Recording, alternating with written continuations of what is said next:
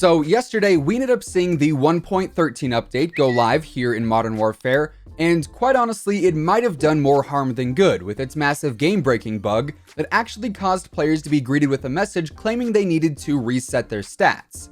Now, Infinity Ward is working on a fix for that still, and in the meantime, yesterday's update also brought with it a lot of very interesting teasers and other more hidden and secretive elements, all of which we'll be discussing in this video.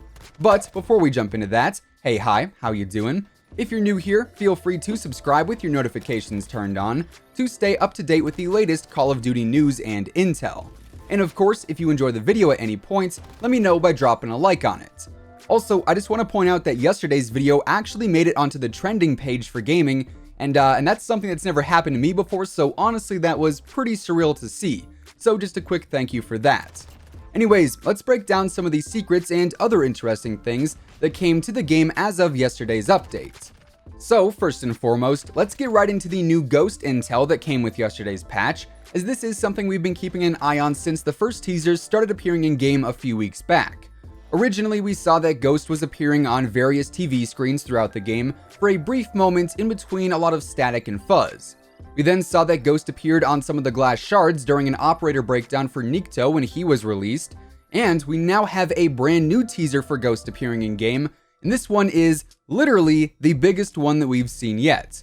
Now, shout out to my buddy Prestige's Key, he is where I first saw this information from over on Twitter, but if you head into a match on Piccadilly, you'll notice that the main display in the very center of the map doesn't seem to be functioning quite right, as there are some static lines and some glitches appearing every few moments. And then on the main display of advertisements, those are occasionally interrupted by an image of Ghost, or at least who we can only assume is going to be Ghost, and that's an image that we've never seen before.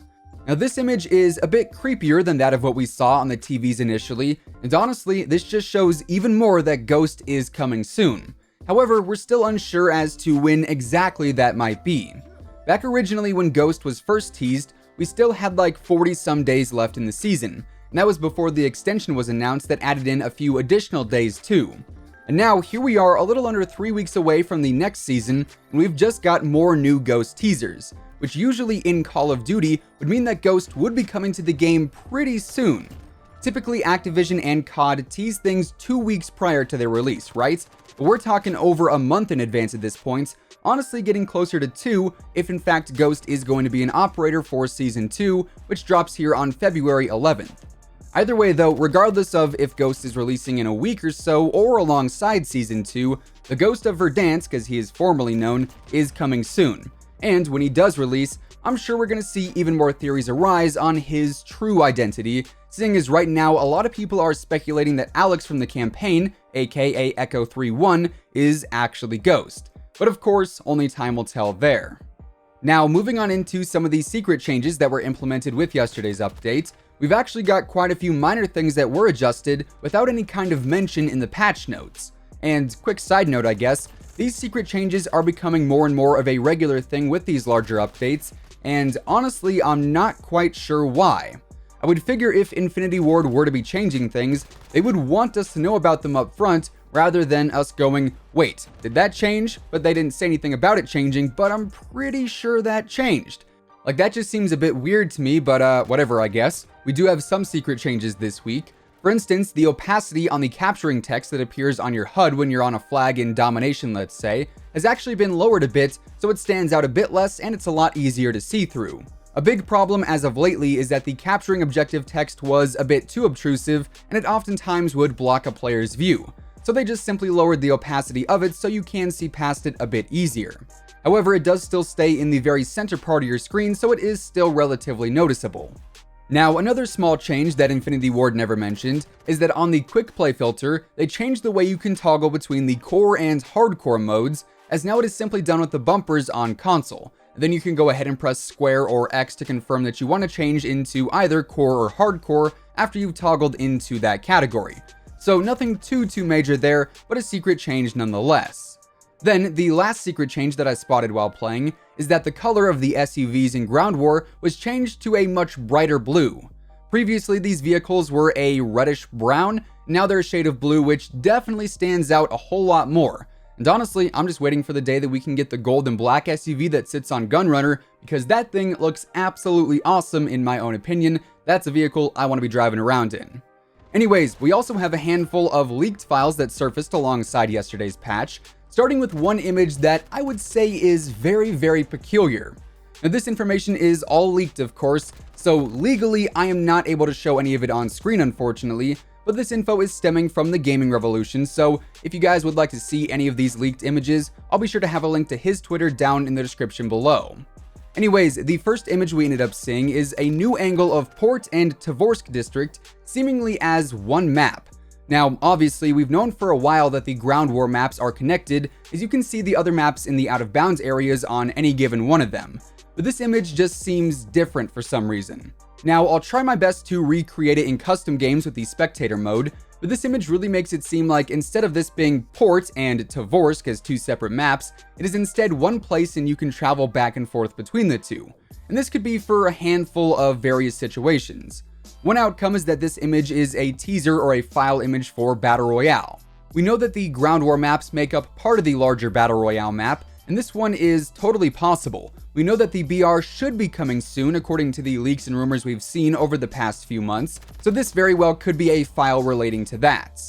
Now, on the other hand, this could also simply be a new game file image for the next Spec Ops experience that we can assume is going to be coming alongside Season 2 here in just a few weeks' time. And much like Ground War, the Spec Ops map or world is in the same environment that the Battle Royale map takes place in too. Basically, the Spec Ops world is also the Ground War world, which is also the Battle Royale world. So this one also makes a lot of sense and is certainly possible as well.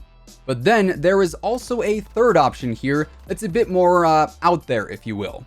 And that is that this image could be representing a new Ground War map built for 50 versus 50, or perhaps something even bigger like 64 v 64, or maybe even 100 v 100 at some point, where the environment is just basically two ground war maps combined. Honestly, once again, only time will tell here, but that gives us a lot to think about just relating to one image and one image alone. Now, alongside that image, we also got two new game modes that were leaked via the game files, as the symbols or logos for each mode appeared in the files with the latest updates. The first mode we ended up seeing here is One in the Chamber. This, of course, is a fan favorite party game that we have seen in the past. And then the second mode we ended up seeing is that of All or Nothing, which we've also had before in the party game section too. And it seems both are going to be coming to the game here in the near future. We also ended up getting another pretty peculiar addition with yesterday's updates, and this one is stemming directly from the shop, specifically the Stone Warrior bundle. Now, this bundle features the Trick Shot finishing move, which, as you can see, features a player using the Ballistic Knife to take out his opponent.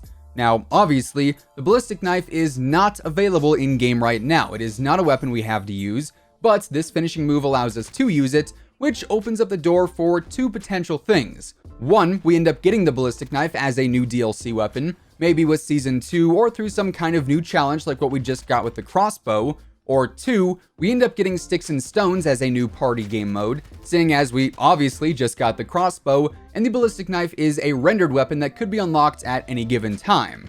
Both of these things could end up happening, perhaps simultaneously, perhaps on their own at separate times, but regardless, the Ballistic Knife is in the game, so we are going to have to keep an eye out there to see if anything more comes of it. Anyways, with all of that being said, that is effectively all the secrets and other interesting changes that came with yesterday's update that were not directly mentioned or apparent within the patch notes, and that is going to wrap things up for today. Of course, like I said in the intro, the main thing that this update brought was that huge corruption error that IW is still looking into, so if you do have that, I guess you kind of just have to wait it out until a fix is deployed, which hopefully is going to be pretty soon. If anything does happen by the time this video goes live or shortly after it does, I'll be sure to keep you all updated in the comments. Anyways, if you guys enjoyed the video, let me know by dropping a like on it. And of course, if you're new here and you want to stay up to date with the latest Call of Duty news and intel, updates and leaks, and pretty much everything else in between, feel free to subscribe with your notifications turned on. That way you'll always know when I upload a new video. In case you missed it, through the 26th, my G Fuel discount code IMMORTAL is going to get you 30% off your order, so if you want to grab a new tub, shaker, or starter pack, now is without a doubt the best time to do so. Once again, thanks so much for tuning in, and until next time, take it easy, have an awesome rest of your day, and I'll catch you guys later. Peace out.